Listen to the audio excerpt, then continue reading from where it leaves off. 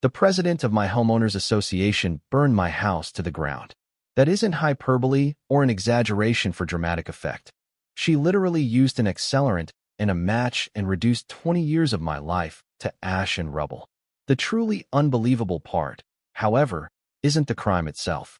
It's what happened 8 weeks later, when she strolled confidently into my courtroom, completely oblivious to the fact that the man whose life she'd incinerated was the same man sitting on the bench, wearing a black robe and holding her future in his hands. My name is Arthur Canton, and for the last decade, my life has been governed by logic, evidence, and the impartial application of the law. As a superior court judge, my world is one of order and consequence. My home, on the other hand, was meant to be my escape from it, a sanctuary of quiet solitude where the only rules that mattered were my own. When I bought the house in the sleepy, oak-lined subdivision of Willow Creek Estates, I thought I'd found that peace. What I found instead was Carol Peterson. Carol was the self-appointed queen of Willow Creek, the president of the HOA, and a woman who wielded the neighborhood's covenants, conditions, and restrictions like a weapon of mass destruction. Our first interaction was over a wind chime, a gift from my late sister that apparently violated the community's strict anti-melody ordinance. What Carol didn't know, what she couldn't possibly have conceived of in her little kingdom of beige siding and manicured lawns, was that her reign of terror was about to collide with a world she knew nothing about. A world of evidence, procedure, and consequences. Have you ever dealt with an HOA that felt more like a dictatorship than a neighborhood association? Stick with me, because this isn't just a story about a petty dispute. It's about how a woman who thought she was the law learned a very hard lesson about what justice actually looks like. I'm a firm believer that most conflicts can be resolved through reasonable conversation. After receiving the terse, capitalized notice about my auditory nuisance, I took down the wind chime and decided to kill Carol with kindness. I attended the next HOA meeting, held in a stuffy community clubhouse that smelled of stale coffee and simmering resentment. I introduced myself, explained that I was new, and apologized for my oversight regarding the chime. I thought that would be the end of it. I was wrong. Carol saw my compliance not as a gesture of goodwill, but as a confession of weakness. She had found a new subject for her dominion, and she was relentless. The violations started pouring in. My trash bins were, according to a notice complete with photographic evidence, placed 6 inches too close to the curb on collection day. A week later, the specific shade of mulch I'd used in my flower beds was deemed too rustic for the community's aesthetic. Each notice came with a small fine, which I paid just to avoid further conflict. The harassment, however, soon became more personal. Carol would stand on the sidewalk and stare at my house for uncomfortably long periods. She began telling other neighbors that I was a problem and that I didn't respect the community standards. I started a file. As a judge, documentation is second nature to me. Every email, every notice, every certified letter went into a meticulously organized binder. I spoke to a few of my neighbors, testing the waters. In hushed, fearful tones, they told me their own stories of Carol's tyranny, of being fined for holiday decorations left up a day too long, of being forced to repaint their front door because the color was an unapproved shade of crimson. They also mentioned her strange obsession with fire safety. She'd use it as a pretext to demand access to people's backyards and garages, looking for any violation she could find. This tidbit lodged itself in the back of my mind, a stray fact without a home. I just wanted to be left alone, but I was beginning to realize that in Carol Peterson's kingdom, peace was not an option. The breaking point arrived in the form of sunlight. I decided to install a small array of solar panels on a rear-facing section of my roof. They were discreet, state-of-the-art, and, according to state law, their installation was a protected right. I filed the requisite application with the HOA's Architectural Review Committee, including all schematics and assurances that it would be invisible from the street. Carol denied it single-handedly within 24 hours. Her reasoning, scrawled in red ink at the bottom of my application, was one word: inharmonious. I appealed the decision, as was my right, and prepared for the next public meeting. This time, I didn't come as a friendly neighbor. I came prepared as if I were arguing a motion in my own courtroom. I presented the state statutes protecting solar energy rights, the specific HOA bylaws that her denial violated, and even a precedent from a similar case in a neighboring county. I was calm, factual, and respectful. Carol was not. She became visibly enraged. Her face turned a blotchy red as she stood up and pointed a trembling finger at me. "You come into our community and think you can just ignore the rules," she shrieked. "You're an arrogant, entitled man, and I will make your life a living hell before I let you turn this neighborhood into an industrial park." The room was silent, stunned by her venomous outburst. Several board members looked at the floor, embarrassed. I simply gathered my papers and said, "Your position is noted, Ms. Peterson." A week later, I was in Chicago for a judicial conference. The call came at 2 in the morning. It was a detective from my local police department. There had been a fire. My house was gone. He said the words no homeowner ever wants to hear. "Sir, the fire marshal is certain. It was arson. They found the point of origin by the garage, exactly where I stored my lawn equipment. And they found the unmistakable chemical signature of a powerful accelerant." In the days that followed, I existed in a fog of grief and bureaucratic numbness. I was staying in a soulless extended-stay hotel, fielding endless calls from insurance agents and fire investigators. I had lost everything: family heirlooms, photos, books, every tangible piece of my past. But as the initial shock subsided, the part of my brain that had been trained for 2 decades in logic and analysis began to stir. I couldn't just be a victim. I had to be a case study. The fire marshal had told me the accelerant used was a common cocktail of household chemicals, but it was applied with a specific, almost fanatical thoroughness. It triggered the memory of Carol's bizarre fire safety obsession. I recall the time she'd left a notice on my door about the improper storage of flammable liquids after she'd peered into my open garage and seen a single, sealed can of paint thinner on a shelf. Her lecture had been a pretext to snoop, but her knowledge was specific. Then came the breakthrough. My home security system had been destroyed, but not before the cloud server had snatched the last few minutes of data from a camera mounted on a detached shed at the far end of my property. The police had a copy, but I had downloaded my own. The footage was dark and distorted by heat haze in the final moments, but it was there. It showed a figure in a dark, hooded sweatshirt moving with purpose toward my garage. The person's face was obscured, but their walk, it was unmistakable. It wasn't a limp, but a strange, self-important swagger, a slight rock from side to side, as if perpetually patrolling their domain. It was Carol's walk. I'd seen it 100 times from my office window. It wasn't enough to convict, but for me, it was certainty. I moved from grief to cold, calculated resolve. I began my own investigation, not as Judge Canton, but as a private citizen. Public records were my tool. I dug into Carol Peterson's past and discovered a history of litigiousness. And then, the aha moment. A civil suit from 10 years prior. She'd been accused by a former co-worker of vandalizing his car after a promotion she felt she deserved went to him. The case was settled out of court, the record sealed, but the accusation itself was damning. It established a clear pattern. When her authority was challenged, Carol didn't just get angry. She escalated. She destroyed property. My course of action was clear, but it had to be navigated with surgical precision. I could not, under any circumstances, use my position as a judge to influence the criminal investigation into the arson. That would be an unforgivable abuse of power and would jeopardize not only the case, but my entire career. I gave the police my security footage, mentioned my disputes with Carol in a detached, factual manner, and then I stepped back, letting them do their work. My own justice, however, would be served in a different arena. I needed Carol to walk into my world not as a defendant in handcuffs, but of her own free will. I needed her to be so consumed by her own arrogance that she wouldn't see the trap until the steel jaws were already closing. Her overconfidence was my greatest asset. 2 weeks after the fire, a sympathy card arrived at my hotel. It was from Carol. The saccharine, cloying message about the terrible accident and how the thoughts of the HOA were with me almost made me physically ill. She truly believed she was untouchable. She thought she had won, that the problem resident had been permanently erased from her perfect little kingdom. Now, I laid my own trap. I knew from my neighborhood research that Carol's other great passion was her role as the volunteer treasurer for a local charity, the Community Sunshine Fund. It was a small, folksy organization that ran an annual raffle, and it was the cornerstone of her public image as a pillar of the community. I did a bit more digging.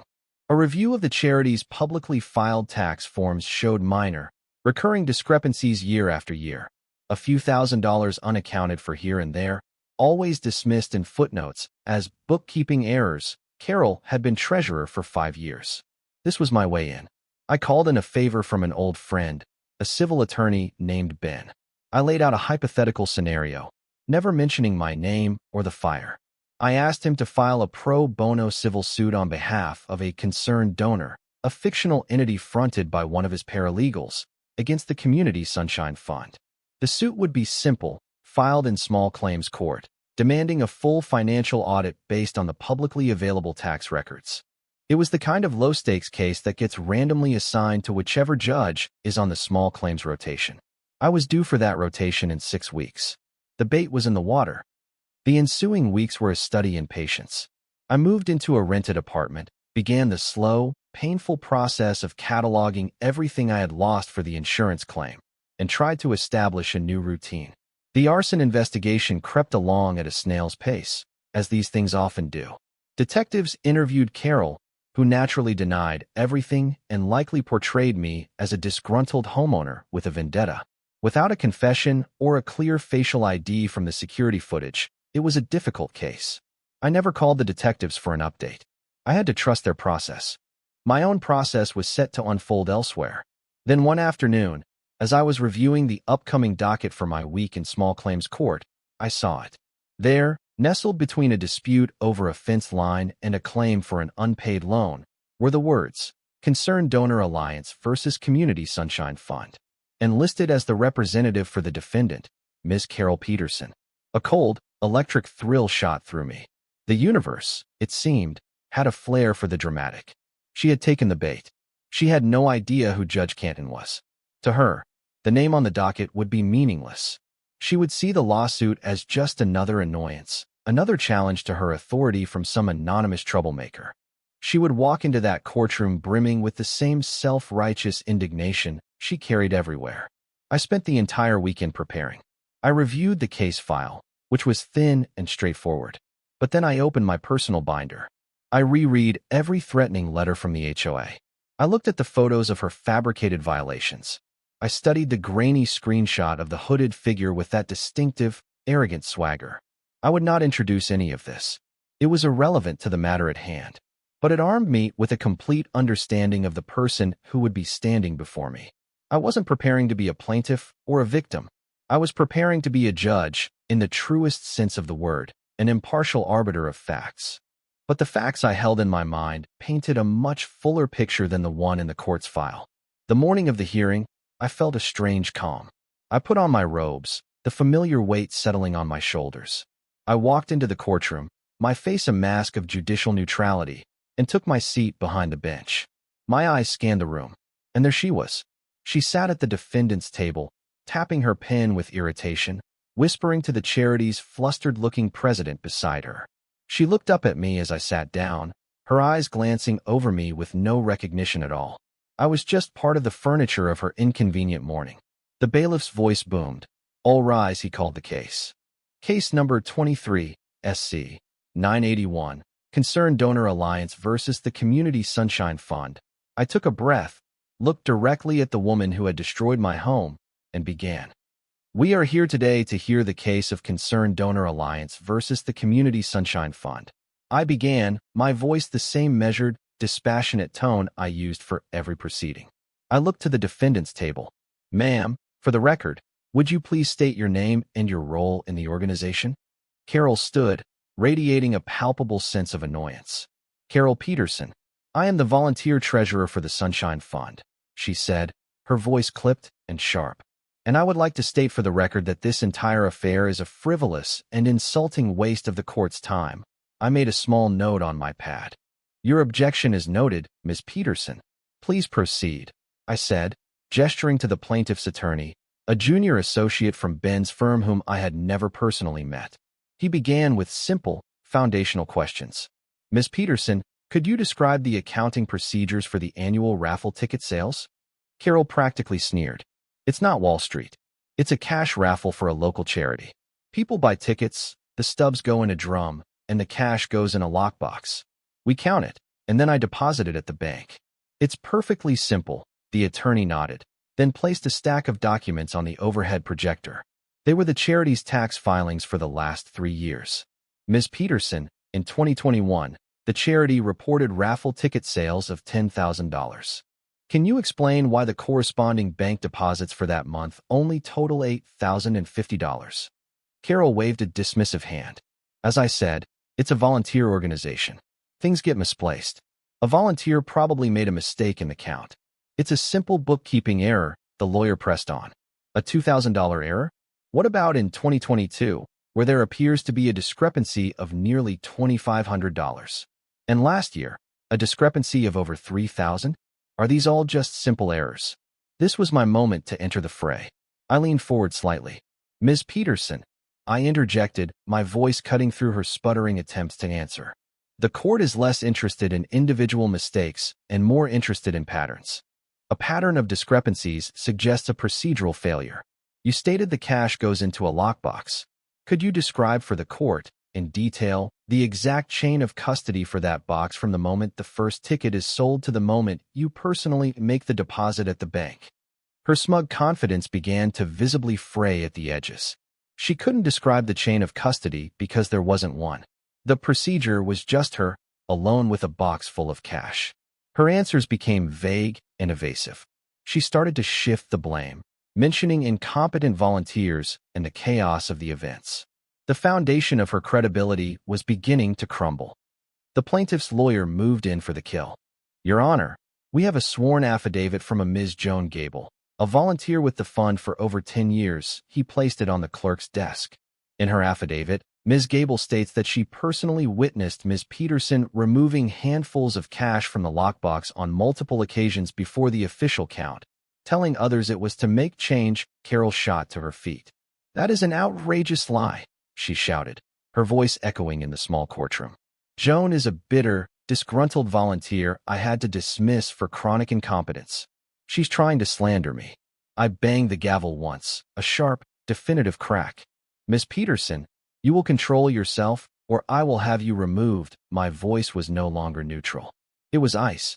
I let the silence hang in the air for a moment before I leaned forward, resting my chin on my steepled fingers. You have made a very serious accusation against Ms. Gable's character. In doing so, you have opened the door to questions regarding your own credibility. The lawyer's objection was already forming on his lips, but I cut him off. It is the court's discretion to assess the veracity of testimony. Overruled, I fixed my gaze on Carol, and for the first time, I allowed a flicker of something other than judicial impartiality into my eyes. Ms. Peterson, let's talk about your history. Have you ever been the defendant in a civil action involving the deliberate destruction of private property? A collective gasp went through the small gallery. The charity president next to Carol looked at her in horror. Carol's face, already flushed with anger, turned a ghostly white. The blood drained from it so fast she seemed to shrink before my eyes.